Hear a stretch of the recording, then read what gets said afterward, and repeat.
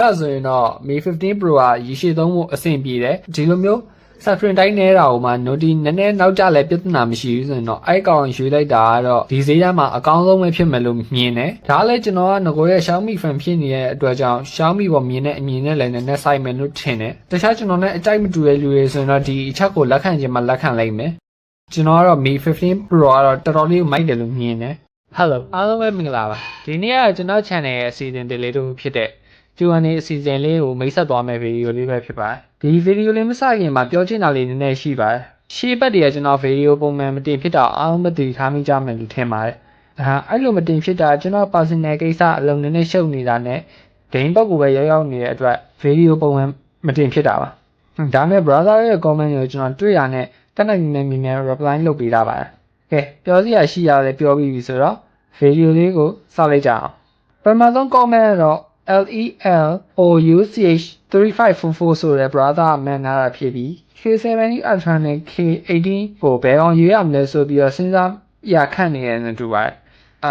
ကျွန်တော်အနေနဲ့ဆိုရင်တော့ဒီနေရာမှာ K18 နဲ့ရှင်းမယ်ဆိုရင်တော့ K70 Ultra ကိုပိုပြီးရွေးဖြစ်တော့တယ်ဒါပေမဲ့ K18 Pro နဲ့ဒါ K70 Ultra ကိုရှင်းလာမယ်ဆိုရင်တော့ကျွန်တော် K18 Pro ပဲရွေးဖြစ်မှာဘာဖြစ်လို့လဲဆိုတော့ဒီကောင်ရဲ့ battery capacity SoC camera ဘိုင်းအားလုံးကတိတိကျကျ improve ဖြစ်လာတဲ့အတွက်အဲ့ brother လိုမျိုး open world ဆော့မဲ့သူပဲဖြစ်ဖြစ် daily usage သုံးမဲ့သူတွေအတွက်ပဲဖြစ်ဖြစ်ပို့ပြီးတော့အဆင်ပြေလောက်မယ်လို့မြင်တယ်နောက်ထပ်မိကုန်းတစ်ခုကတော့ online C6C ဆိုတဲ့ brother မေးတာဖြစ်ပြီး K18 series မြန်မာပြည်ကိုရောက်ပြီလားလို့မေးထားတာပါအဲ့ဒါဆိုရင်တော့မြန်မာနိုင်ငံ K18 series official ရောက်နေပါပြီအဲ့ဒါဆိုနောက်ထပ်မိကုန်းတစ်ခုကိုဆက်သွားကြရအောင်နောက်ထပ်မိကုန်းတစ်ခုကတော့ CR7M ဆိုတဲ့ brother မှန်ထားတာဖြစ်ပြီးဒီ brother ကတော့ K18 series ဈေးကိုမေးထားတာပါတွေ့ရလို့ဆိုရင် Android 256 version ကို K18 က18သိန်းဝန်းကျင်နဲ့ K18 Pro က24သိန်းဝန်းကျင်လောက်တော့ပေါက်နေတာတော့တွေ့ရတယ်နောက်ထပ် comment တစ်ခုကတော့ထုံးလင်းလက် GQ 6i8 ဆိုတဲ့ brother မှန်ထားတာဖြစ်ပြီး K18 Pro နဲ့ iQ13 ဘယ်ကောင် game ဆော့ဖို့အဓိကထားပြီးရွေးနေတယ်လို့မေးရပါတယ်ဒီမိကွန်းရဲ့ဖြစ်ရရှင်းပါတယ်flagship နဲ့ flagship နဲ့ရှင်းလာမယ်ဆိုရင်တော့ကျွန်တော်ကတော့ iQ13 ကိုယူလိုက်တာပို့ပြီးအဆင်ပြေလိမ့်မယ်လို့ထင်တယ်အဲ့ဒီကောင်ယူလိုက်မယ်ဆိုရင်တော့ performance ပိုင်း K18 Pro နဲ့တော့အများကြီးကွာနေမှာမဟုတ်ပေမဲ့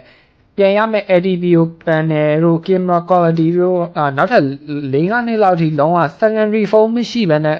ဆိုရင်တော့ဖုန်းအသစ်မလဲပဲ AC ကင်လို့ရတဲ့အနေအထားမှာရှိရဲနောက်ထပ်မိကုန်းတစ်ခုကတော့ဗညာဟိလက်7224ဆိုတဲ့ brother မှန်နာတာဖြစ်ပြီး K18 series မှာ Google Pay in ပါမေးထားပါတယ်အဲ့ဒါဆိုရင်တော့ပါပါတယ်လို့ပြောချင်ပါတယ်Rami Park က Google သုံးရအဆင်ပြေအောင်လို့ဆိုပြီးတော့ NIU 13နောက်ထဲကဒီကောင်လေးက basic Google Service ဆိုတဲ့ setting လေးကိုထည့်ပေးထားတယ်အဲ့မှာဆိုရင်ကိုယ့်ကောင်ကို Play Store ပဲဖြစ်ဖြစ် Play Service အကုန်လုံးသုံးလို့ရတယ်နောက်ထပ်မေးခွန်းတစ်ခုက Davis က 28 ဆိုတဲ့ brother မှန်နာတာဖြစ်ပြီး K70 နဲ့ K60 Ultra မှာ emulator game တွေဘာညာဆော့ဖို့အတွက်ဘာကောင်ရွေးရမလဲဆိုပြီးတော့မေးထားတယ်အဲ့ဒါဆိုရင်တော့ K60 Ultra ရေးလိုက်တာပိုကောင်းမယ်လို့ထင်တယ် K60 Ultra က Ultra Line ဖြစ်နေရကြောင်း software optimization ဘိုင်းနဲ့ control ဘိုင်းမှာရိုးရိုး K series ရဲ့ base model ဖြစ်တဲ့ K70 ထက်တော့အများကြီးပိုပြီးတော့တာနေအောင်မှကျင်းနေတယ်နောက်ထပ်မေးခွန်းတစ်ခုကတော့ 9 ထပ်ဝင် 8541 ဆိုတဲ့ browser မှန်နာတာဖြစ်ပြီး May 15 Pro တနေ့ game 3 နာရီလောက်ပဲဆော့မယ်ရေရှည်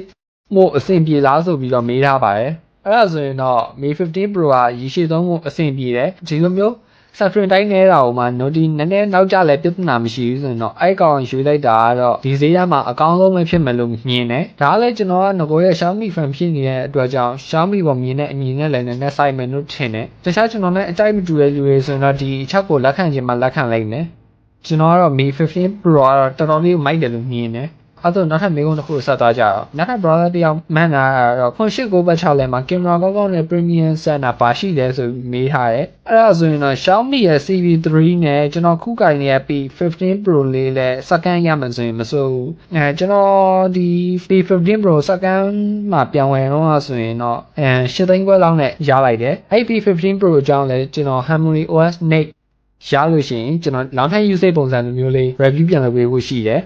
comment လေးကညီဝနာ IW1PW ဆိုတဲ့ brother ကဖုန်းတွေကိုတစ်လားပေးစနစ်နဲ့ဝယ်လို့ရလားဆိုပြီးမေးထားပါတယ်အဲ့ဒါအတွက်ဆိုရင်တော့အဖြစ်အသေးချာတော့မရှိဘူးဘာလို့ဆိုတော့အခုဖုန်းဆိုင်တော်တော်များများမှာအရေးကြစနစ်နဲ့ဝယ်လို့ရနေပြီဆိုပေမဲ့တချို့ဖုန်းဆိုင်တွေကမရသေးဘူးအားအကြောင်းအဲ့လိုမျိုးအရေးကြနဲ့ရမရကကိုဝယ်ဆိုင်က အရေးကြရောင်းပြီးရောင်းဆိုတာနဲ့ပဲစိုက်မယ်အဲ့ဒါဆိုရင်နောက်ထပ် comment တစ်ခုထပ်သွားကြတော့ဒီ comment ကိုတော့အစင်ပေါက် RN2RM ဆိုတဲ့ brother ကမှန်လာတာဖြစ်ပြီး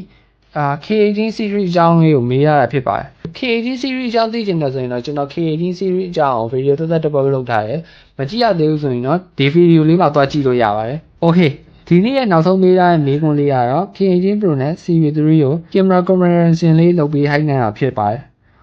အဲ့တော့ကကျွန်တော် video သက်လည်းမလုပ်ဖြစ်တော့တာဆိုတော့ဒီ video လေးမှာပဲတစ်ခါရေးဖြစ်ပြီးသွားမယ်အမှန်တမ်းပြောရရင်တော့ဒီကောင်တစ်ကောင်ကဒဲရှင်လို့ကောင်းမဲ့ကောင်နေတော့မဟုတ်သူတို့တော်ထားတဲ့ user target တွေကမတူတဲ့အတွက်ရှင်မို့တော့နည်းနည်းတော့ခက်တယ်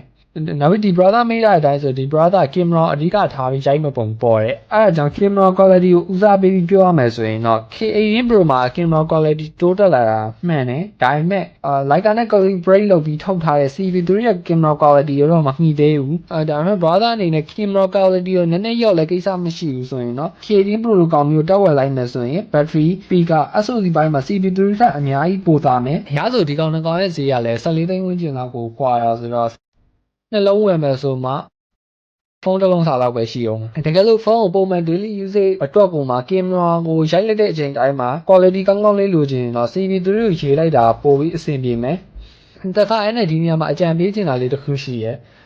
brother K18 Pro ထိတက်ဝယ်ဖို့အတွက် budget လောက်တယ်ဆိုရင်တော့ K18 Pro စာ CV4 Pro နဲ့ Xiaomi 13 Pro လို့ကောင်းတွေကိုဝယ်ရှာပြီးတော့ဝယ်လိုက်မယ်ဆိုရင်တော့camera quality ဘိုင်းမှာပို့ပြီးတော့ကောင်းမှကျင်းတည်တယ်နောက်ပြီးဒီ comment တွေလို့အားပေးတဲ့ post တွေရောဒီလိုမျိုးအကြံပေးတဲ့ post တွေရောကျွန်တော်ဖတ်ဖြစ်ပါတယ်